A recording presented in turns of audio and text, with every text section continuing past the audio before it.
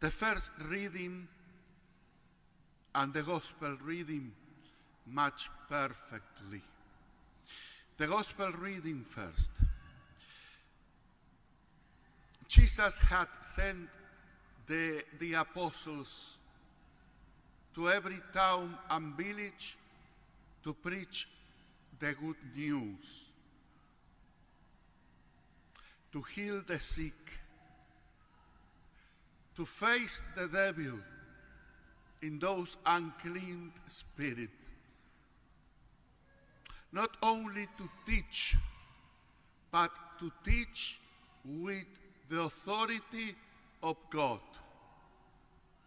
producing so many miracles of healing and exorcisms.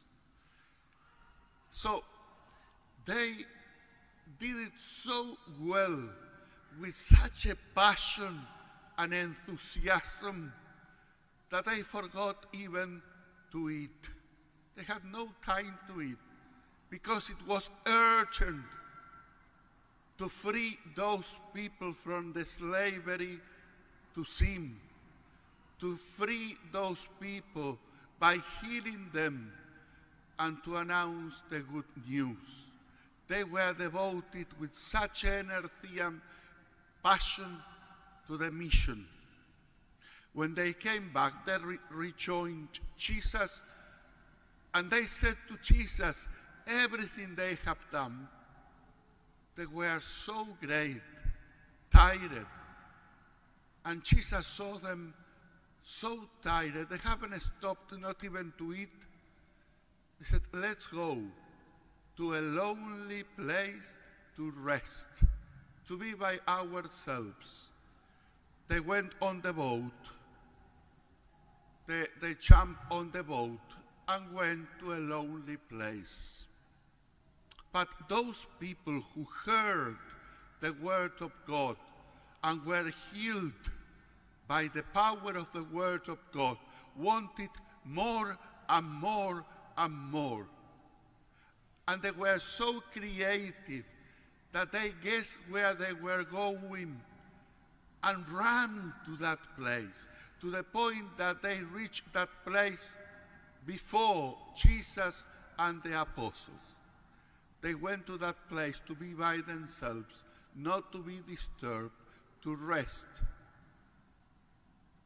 And when they reached the place, Jesus saw a big crowd.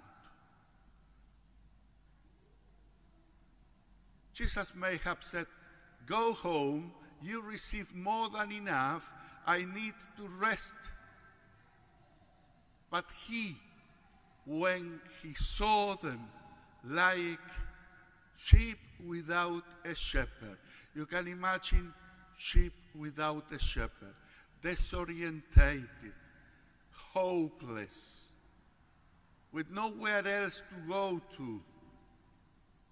And the compassionate heart of Jesus changed all the plans. Instead of resting, he taught them at some length. We need to focus not only on the shepherd, but also on the flock. The first reading from the prophet Jeremiah is a condemnation to the shepherd who, instead of caring for the flock, cared for themselves. The first words of this passage of the prophet Jeremiah is condemnation. Doom for the shepherds who allow the flock of my pasture to be destroyed and scattered. These translations say doom. The Italian and the Spanish said condemnation to the shepherd who allow the flock of my pasture to be destroyed and scattered. It is the Lord who speaks. It's not the prophet Jeremiah, It's not human words, but it is the Lord who condemned the shepherd who, instead of caring for the flock, cared for themselves and allowed the flock to be destroyed and scattered. And after that, who's speaking? It is the Lord who speaks. This, therefore, is what the Lord, the God of Israel, says about the shepherds in charge of my people. You have let my flock be scattered and go wandering and have not taken care of them. Right, I will take care of you for your misdeeds. It is the Lord who speaks. So many times says it is the Lord who speaks. To make it absolutely clear that this condemnation comes from the Lord. Jeremiah is not speaking only of the religious authorities, but also to the civil authorities. When God sent condemnation to some people, immediately give a message of hope, a promise. And after the condemnation comes the promise.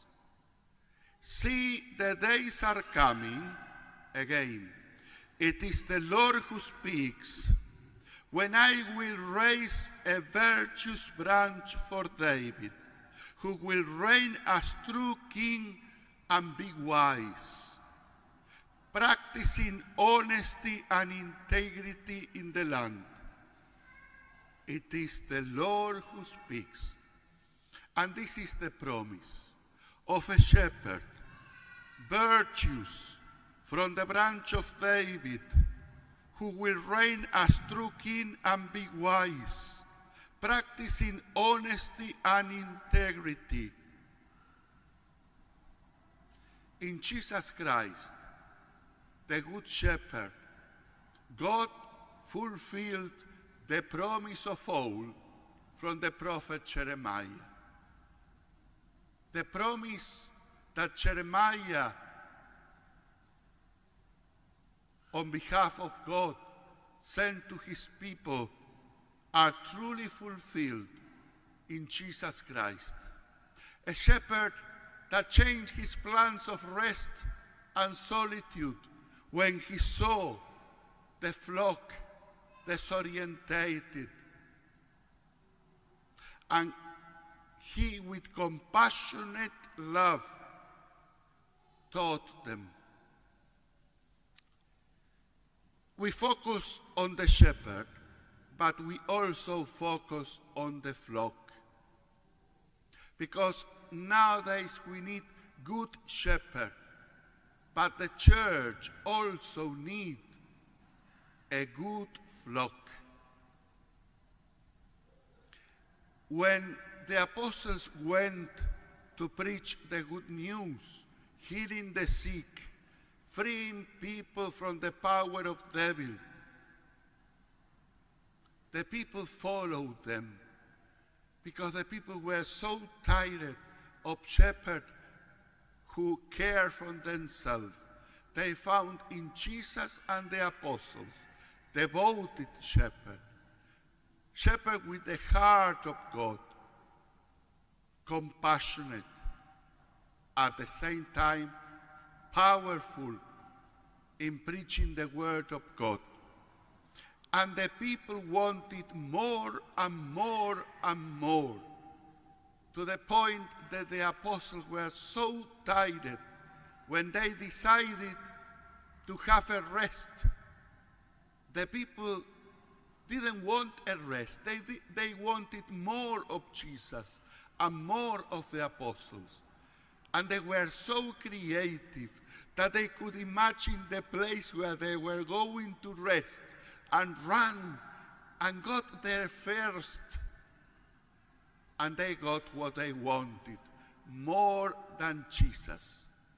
Now compared, some parishioners, of course not of this church, that once I found, not in this church, I said it clearly, I found some parishioners who said, oh, I'm going to Father Peter's church because the Mass lasts 10 minutes. Could you believe it?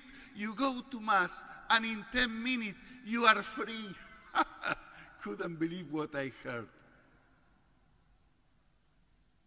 Is it a good flock?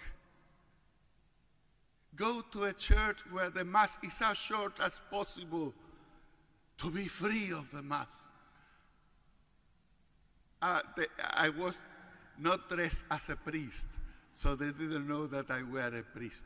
So I asked, were you in that rush when you go to Mass that you cannot stay in church more than 10 minutes? Oh yeah, we have a lot of things to do. And what do you have to do more important than the holy sacrifice of the Mass? What do you do after the Mass? Go shopping, watch TV, visit your friends, go for a walk? Is all of that more important than 10, half an hour, 1 hour more in church? And they look at me and said, are you a priest? Yes, I am. And I'm so sad to hear this comment. So sad.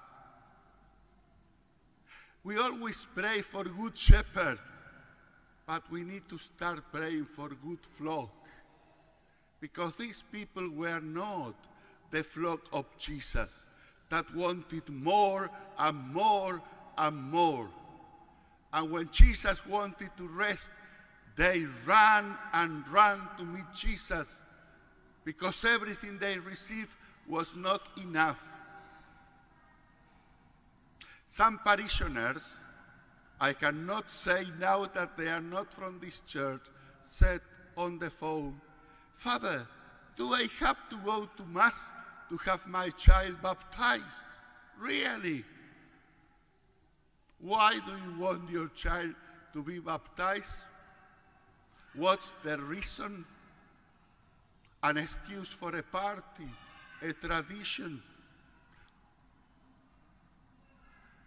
We need to pray more for a good flock. The flock, this flock, that cannot let Jesus rest because they want more and more and more. Because everything, after everything they received, were not enough. A flock that hunger for the Word of God and for the Eucharist. I'm really so sad to see people coming for the sacrament, First Holy Communion, baptism, and after the sacrament, not see them again. They are not like the flock of Jesus, who wanted more and more and more, and didn't let Jesus rest. We need to focus on the Good Shepherd, but a good shepherd deserves a good flock, like a good flock deserves a good shepherd.